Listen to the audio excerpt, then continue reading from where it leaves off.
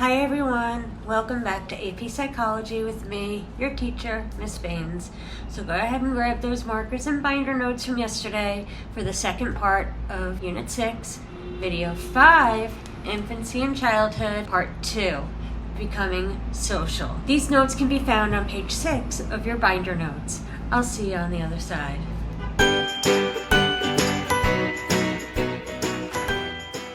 Okay, so let's pick up where we left off with infancy and childhood with social development. So, social development is definitely more of an environmental thing. So our social development depends on a lot of the people that are around us as we're growing. However, we do have one particular thing that every child gets in their development: stranger. Anxiety starts to develop around 8 months old. This is the age where infants are starting to form a schema of particular faces or familiar faces, and they're not really able to assimilate a new face. And so the problem with that is that children want to be around people that they're comfortable and safe with. And so the inability to assimilate to new faces leads to some form of anxiety, or that comes out in the form of crying about another unfamiliar person that is not the same thing as what we call later on stranger danger. So they're not aware that the person that they don't know could potentially be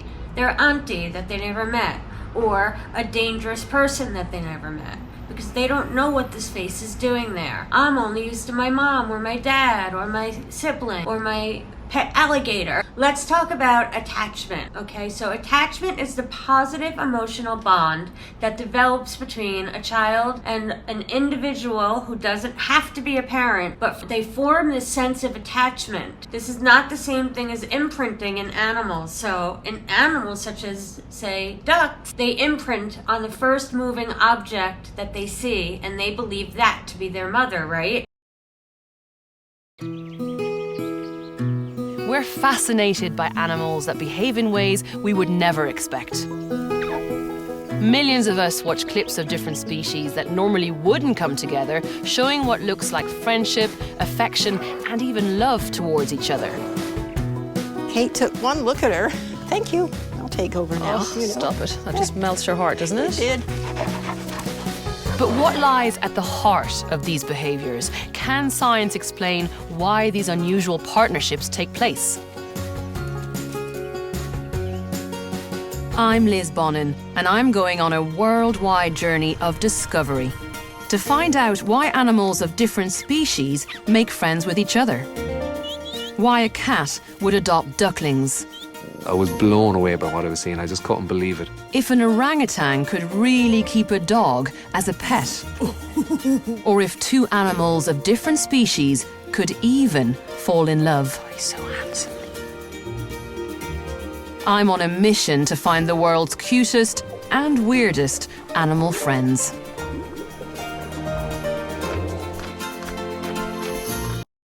Harry Harlow, you might remember, was the very first researcher to come up with an idea about attachment. And what he did was he took these infant monkeys away from their biological mothers, okay, right from birth. I know, it's sad. What he did was he gave these baby monkeys two options, okay? And you can see the two options down here, and we've seen this before, right? On the right-hand corner, they had a wire-shaped mom that provided milk, okay? And then on the left, they had a cloth mother that was warm and cuddly, but no milk. So this is the nourishment, right? And this is the comfort over here. The baby monkey spent most of the time clinging to the cloth monkey by studying these infant monkeys. And they took the baby's biological monkey mothers right away at birth. I know that that's very sad, but it gave us a lot of information. And what he found was that the baby monkey spent most of their time, I think it's something like 20 hours of the day, clinging to the cloth, soft mommy monkey that was warm and nurturing. Occasionally they would go over and feed off the wire monkey to nurse, but they spent most of their time wanting comfort. Monkeys will grow up not in accordance with nature, but in the controlled atmosphere of a laboratory, where all the psychological influences of childhood can be duplicated. In a classic continuing study, infant monkeys are removed from the mother at birth and raised in semi-isolation. Other individuals can be seen and heard, but there is no physical contact, no interaction. Mother is a bit of plastic and shaggy cloth, a doll with no life of its own, but capable of nourishing the life of an infant.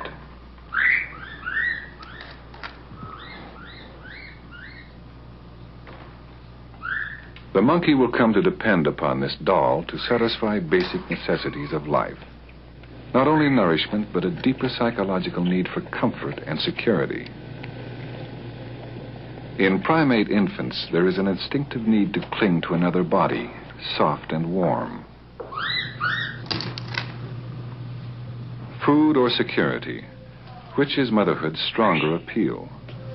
Alongside a warm, familiar mother of cloth is a stark wire doll set up as nothing more than a feeding machine.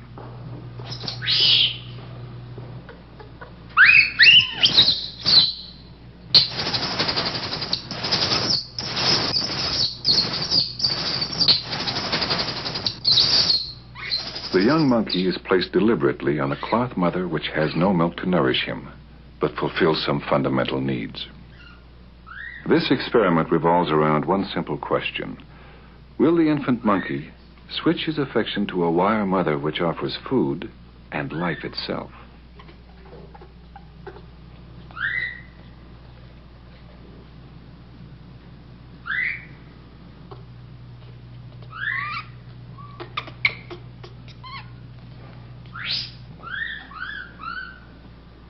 Only when forced by hunger does he loosen his grip and begin to yield to nature's most powerful internal drive.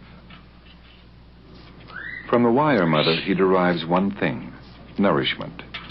No warmth, no comfort, no feeling of security.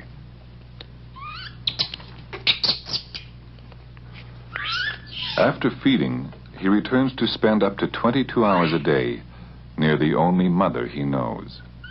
From this inanimate object, the infant derives all the security and mother love he needs. He can, if also exposed early to other young, grow into a normal, well-adjusted adult. And what he found with this attachment was a comfort feeling, and the security was what was most important. And he transferred this idea to human beings. He believed that human attachment grows through the responsiveness of the infant's caregivers. So if the caregiver, again, it doesn't have to be the mother, but the primary caregiver signals the baby, it provides support for whatever the infant needs, like smiling, crying, reaching for his bottle, right? Reaching for his binky, right? Secure attachment and insecure attachment. With secure attachment, there's a relaxed and attentive caregiving where it becomes the backbone of the secure attachment. This is a healthy attachment or a positive relationship. Insecure attachment is when there's a lot of anxiety, when the caregiver is removed because they don't believe that their needs are going to be met. They're totally unsure about what's going to happen to them. Mary Ainsworth continued this research, and she used what we call the strange situation experiment. We're going to watch a video about this next, so you'll get a little bit better understanding of what it was meant by it. But what she did here was she wanted an objective test to measure the level of attachment in which the mother and the child entering an unfamiliar room. So they put the two into strange situation where the mother sets the child down to explore another adult. And when the adult enters the room and the mother leaves after a while, the mother returns while the stranger leaves. And what she was looking at is she wanted to see how the child acted when the mother left the room, okay? So she found that securely attached children used mom that's in a kind of home-based kind of way. They'll explore the room, but they'll come back to mom every once in a while and kind of touch her and make sure she's there and then go back to playing. And then when she leaves the room, right, it shows a distraction, right? Like the baby's like, oh my, where did my mommy go? did you just leave me here? And then when she goes to return, they go right back shooting to their mom, like, oh my goodness, thank God you're back. This is 60% of children, so a little bit over half, that are securely attached children. However, insecurely attached children act differently when the mother leaves the room. When she comes back, we have two different types of insecure attachment. One is called avoidant insecure, is when the mom leaves and the child doesn't even seem to care. And when she returns, they don't really seem to care that she's back either. So avoiding mom, like they don't cry, they don't go to her when she comes back. Ambivalent is the second type. Okay? Ambivalent is when they're displaying anxiety when mom leaves or mom is in the room. They get very upset. When she returns, they may go to her while at the same time hitting her, kicking her, or crying out to her, kind of upset, like she left and now I'm mad at you. But they're really kind of like anxious about her being in the room overall, okay? This is ambivalence, sometimes called anxious ambivalent. So what Mary Ainsley found in these children who are securely attached, they tend to be more socially and emotionally well adjusted. They're just seen as cooperative, tearful, capable, playful. However, children who lack the secure attachment do not always have difficulties with attachment style. It is related to the social environment to which the children are raised, and so they can form the secure attachment with different caregivers or someone else in their life, like a babysitter. They might be just fine, okay? So because the children doesn't have a secure attachment early in life does not mean that they will not go on to live a fulfilling life later on. In 1969, American psychologist Mary Ainsworth gave developmental psychology a new procedure for studying attachment in infants. She called it the strange situation classification, and it's widely referred to as simply the strange situation. As an adult, you know when you've formed an attachment with someone. You know how it feels, and you know how to express your feelings in words. However, when it comes to babies and young children, they haven't yet developed these skills, and therefore researchers must turn to more subtle techniques, such as the strange situation, which measures the security of an attachment in 1 to 2-year-olds. A 20-minute participatory observation, during which the researcher observes the infant's behavioural responses to a series of scenarios. Ainsworth's strange situation includes 8 stages, each lasting roughly 3 minutes. To start with, the mother, baby and researcher are all together in the room, a small, neutrally coloured space with some toys for the baby to play with. The experimenter leaves after around a minute, and the mother and baby are alone for approximately 3 minutes. In this stage, researchers are watching to see whether the child is confident to explore the new environment, or whether she stays close to the mother. A stranger joins the mother and baby in the room. The researchers record the baby's response to this unfamiliar newcomer, who is left alone with the baby when the mother leaves the room. At this stage, the researchers are observing the baby's behaviour for signs of separation anxiety. 3 minutes later, the mother returns, and the researchers observe for the baby's reunion response. The stranger leaves the room. A few minutes more, and the mother leaves the room too, leaving the baby alone for the first time in the experiment. The next person to enter the room is the stranger, and finally, after 3 minutes, the mother returns and the stranger leaves. All in all, a perfectly strange situation for all involved. So, what were the researchers measuring? When the mother was in the room with the baby, they scored the infant's behaviour on 4 measures: proximity and contact seeking, contact maintaining, avoidance of proximity and contact, and resistance to contact and comforting. The baby's exploratory behaviours were also recorded as she explored the environment. Ainsworth reported that infants display one of 3 attachment types. Securely attached infants showed distress when separated from their mother, were avoidant of the stranger when alone, but friendly in the presence of their mother, and were happy when the mother returned from outside the room. 70% of children studied fell into this category. 15% of children demonstrated an ambivalent attachment with their mother. These children showed intense distress when the mother left the room and demonstrated a significant fear of the stranger. When the mother returned to the room, ambivalent children approached the mother but rejected contact. Ainsworth reported that a final 15% had an avoidant attachment style. Such infants show no interest when the mother leaves the room and play happily with the stranger. When the mother returns, avoidant children barely seem to notice. In 1990, Main and Solomon added that a very small percentage were inconsistent in their behaviours and defined this attachment style as disorganised. Ainsworth's caregiver sensitivity hypothesis suggests that differences in infants' attachment styles are dependent on the mother's behaviour towards the baby during a critical period of development. Okay, let's finally talk about different parenting styles. There are 4 different parenting styles, and we're going to talk about each one of them. Authoritarian parents are rigid, punitive, demanding. There's unquestioning obedience expected from the children. Basically, this is your ultimate strict parent. Think about those authoritarian governments, right? Or totalitarian, right? They're very, very strict, and what they say goes. They have a strict standard, and they discourage any talk back. The experiment children tend to be very unsociable, unfriendly, and withdrawn when they get parents like these. The second type are permissive parents, right? They're like, sure, do what you want. This is like the mom from Mean Girls, right? The cool mom. So parents give children whatever they want, basically.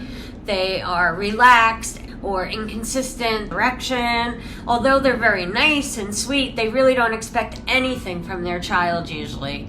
It's like a whatever goes child-parent relationship, and this tends to be no punishment is involved. And usually this child tends to be immature, moody, very dependent, and has a very low self-control and impulse control because there's no limits, right? There is no limits in their impulses, and since their frontal lobe is not even developed, they're going to be testing and testing and testing, and when they have no consequences, they're going to misbehave and turn out to be quite naughty or spoiled children. Then we have the third type, authoritative. This is sort of what we call democratic, okay? So authoritative is not authoritarian. It's different. This is a firm but fair limits for their children that they set up as goals, and they reason with their children and tend to explain why those limits are set. Usually children have some control in making the decisions and setting the goals. Children are encouraged to be independent, and these children are often good for what self-reliant, independent, and cooperative children are. These children have the best outlook on life and really know how to navigate things because they had a strong relationship with their parents. Firm but fair, okay? And the final type of parenting, the final type are called uninvolved parenting. These are the parents that show little interest at all in their children emotionally, and they are emotionally unattached. They view parenting nothing more than giving food, shelter, and clothing, right? In the most extreme form, uninvolved parents are actually guilty of neglect usually. This child will have the type of parent who makes them feel unloved and emotionally detached. So the ways that I want you to remember the difference between authoritative and authoritarian, okay, is if you look at this at the end, right? If you look at this at the end, the IN at the end of it, it looks like a frown face, right? Just imagine that there are 2 dots above it, and that's a sad face. Authoritative with the V kind of forms like a smile, right? So put 2 dots above the V and think of it as a smiley face. So authoritarian is sad and authoritative is happy. That's all I've got for you today. Hope you enjoyed it. I'll see you tomorrow. Bye now.